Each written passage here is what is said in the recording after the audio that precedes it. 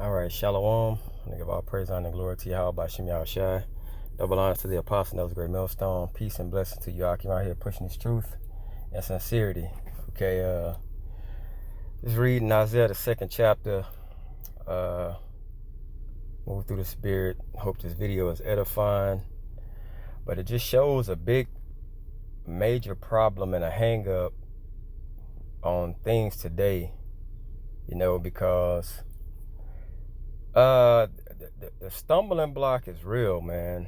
The understanding of this book is really not for everyone, and it's amazing how people can say that the Old Testament is done away, and it's still prophecies in the Old Testament that haven't been fulfilled. So when you look at things like what I'm about to read, most people would not knowingly say we don't live by Old Testament standards anymore. Okay? But it's telling you what you're going to see in the last days. Okay? It's amazing, man. It's just amazing when you read these scriptures with understanding and just see how blind people are and how they don't want to know or see better. Okay? Especially Jake, man. Just want to be second place all the time and just fit in, and it don't even matter. Okay, this is Isaiah chapter 2 and verse 1. It says, "The word that Isaiah the son of Amos saw concerning Judah and Jerusalem. And it shall come to pass in the last days." Now, why is it speaking about the last days in the Old Testament? Because it's prophetic, okay? It says that the mountain of the Lord's house shall be established in the top of the mountains. So this right here is people, the Lord's mountain. Because keep in mind, we went from mountain to hill. We became very low. So to have us back as a mountain, that means we would have to be put back into our natural positions. Okay? It says, "and shall be exalted above the hills." So that means the tail is going to be the head now. Okay? And the head the tail. Major role reversal. But keep in mind, this is in the last days. Okay? Now, this is basically heaven. It says, "and all nations shall flow unto it." Now, if the people that's in the land are the true people in the Lord's mountain, why aren't we flowing to the land of Israel right now? Why are we not flowing into that land right now? Okay? And look at 3. It says, "and many people shall go and say, Come ye, and let us go up to the mountain of the Lord, to the house of the power of Jacob." Okay? So why are we not going to that land right now? It says, "and he will teach us of his ways." So why aren't we learning the ways of the power of Israel, the Lord power of Israel, or the God of Israel? Why aren't we flowing to the land right now and learning his ways? Okay? Question mark. It says, "and we will walk in his paths." So, we know the Lord hates homosexuality. So why is that running rampant here? Why isn't people learning not to be homosexuals? Why is it freely open for people to marry trees, marry stars in the sky, marry the ocean, sleep with animals, if those people in that land are the chosen people? Because we understand in his laws, if they're going to be learning them, or we're going to be learning them, and those people are the people over there, they should be teaching us better. Okay? Big question. It says, and we will walk in his paths, for out of Zion shall go forth the law. So in that land, the law is coming out. It's not coming out of that land right now, but it's telling you in the last days it would be. In the kingdom, it would be. It says, in the word of the Lord from Jerusalem. So we should be men if those are the men and the people of who they call God, and they're the chosen. They should be teaching the entire planet right now, the entire world, everybody, that the Lord wants them to be a certain way. Okay? You see how simple this is to understand? And how blindly people follow? We know these things aren't true. We're looking at it right now. You see everything is wicked. Okay? 4, and he shall judge among the nations, and shall rebuke many people. So is the people in the land of Israel right now rebuking people and teaching them the right way? Because that's what it is to rebuke. You're basically tearing down someone and bringing them back, building them back up. You're rebuking them because they're doing something wrong. They're not doing it accordingly. Okay? Why aren't those people doing this right now? Because it's massive deceit. That's why. It's massive deceit. It says, and they shall beat their swords into plowshares, and their spears into pruning hooks. Nation shall not lift up sword against nation, neither shall they learn war anymore. Now, this right here gives everything away. This is like one of the major things that gives everything away. We're on the brink of World War III right now. If those people in the land were the true Hebrews or Jews, then why is World War III about to break out? Because it says right here, when those people are in the land, that they will practice war no more. Nation wouldn't be rising up against nation.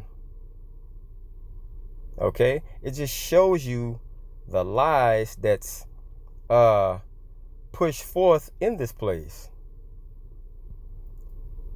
It says, O house of Jacob, come ye and let us walk in the light of the Lord. Why isn't this happening? Why isn't the world walking in the light of the Lord right now? Therefore, thou hast forsaken thy people, the house of Jacob, because they be replenished from the east, and are soothsayers like the Philistines, and they please themselves in the children of strangers. Now it's coming back to what we see today, reality. Okay? Jacob, the chosen people, has forsaken his own people. You don't see that in the land of Israel today. You don't see those fake Jews correcting anyone. They're not being replenished. You know, they're not being replaced back into that land. They're already in there. All right? It says their land also is full of silver and gold, neither is there any end of their treasures. Their land is also full of horses, neither is there any end of their chariots. Their land also is full of idols. They worship the work of their own hands, that which their own fingers have made, and the mean man boweth down, and the great man humbleth himself. Therefore, forgive them not. So we're seeing these things right now. The humble men are going to get this and be made, when we're put in that land, are going to have forgiveness and basically are going to strive and teach men the ways of Yahweh Shem Yahushua. 10, it says, enter into the rock and hide thee in the dust for the fear of the Lord and for the glory of his majesty. Okay, that's humility. Okay, you enter into the Lord's rest. You become a vessel that's able to be used. All right. It says the lofty looks of man shall be humbled. These are things that's going to take place before these people get into the land of Israel. That's the real Jews, the Israelites, Hebrews that belongs there right now. They're not there now. Okay. But it says the lofty looks of a man shall be humbled, and the haughtiness of men shall be bowed down, and the Lord alone shall be exalted in that day. So you're going to see that switch over from mountain to hill, or hill to mountain. Okay? You're going to see all the pride of all the other nations, and even 2/3 be brought very low. But the humble man is going to be raised up and be made a mountain from a hill. Okay? It says, for the day of the Lord of hosts shall be upon everyone that is proud and lofty. Okay? And upon everyone that is lifted up, and he shall be brought low. It's just going to be a major role reversal. That's what we're looking at here. It says, and upon all the cedars of Lebanon that are high and lifted up, and upon all the oaks of Bashan, and upon all the high mountains, and upon the hills that are lifted up. Because hills that are lifted up means they were once low. Okay? Everybody that looks like they're of major worth and have fame and fortune and things that the whole world strive after to basically follow these people, is telling you right now that these people were basically, they're going to be brought low. Okay? When you see trees and mountains and all that, it's figuratively speaking on people. Okay? It says, and upon every high tower and upon every fence wall, because these people look protected. Okay? It says, upon all the ships of Tarshish and upon all pleasant pictures. Okay, so things you see. It's pictures that's being painted in this world that it just looks so enticing and so intoxicating to be a part of. Okay? And it's all around. You ever wonder how you get on social media, you know, if you have social media, and you'll look at a picture taken by a celebrity where they're just basically standing up, and that picture has 5 million views. Like, man, all these people came here to see somebody standing up. Okay? But that's the picture that's painted in this world. It says, and the loftiness of man shall be bowed down, and the haughtiness of men shall be made low, and the Lord alone shall be exalted in that day. The reason he's going to be exalted alone in that day is because the true men that he raised up, their whole life and their whole existence, Salaki, belongs to him. They're going to give him praise. They're going to sing off his praise because that's what they were born to do, and bring out his word in truth. That's why it says all men shall flow into that mountain, which is Zion, and the men that the Lord has set up, they're going to teach everything that needs to be taught to everyone according to the spirit that was instilled in them by Yahweh Shem Yahushua. Okay? You don't see that today because those people in the land are imposters. All right? It says, and the idols he shall utterly abolish. They're going to be destroyed. Okay? They're going to be destroyed. It says, and they shall go into the holes of the rocks and into the caves of the earth for fear of the Lord and for the glory of his majesty. And when he ariseth to shake terribly the earth. So when all this chaos and pestilence and famine, when all these things are truly made known and you see them and the whole world sees it, then an instant fear is going to come over the world, because you know that the Spirit of the Lord is basically is visiting this place now. People are going to be hiding. Okay? They're going to be hiding. They're going to be terrified. It says, in that day a man shall cast his idols of silver and his idols of gold. Now he knows.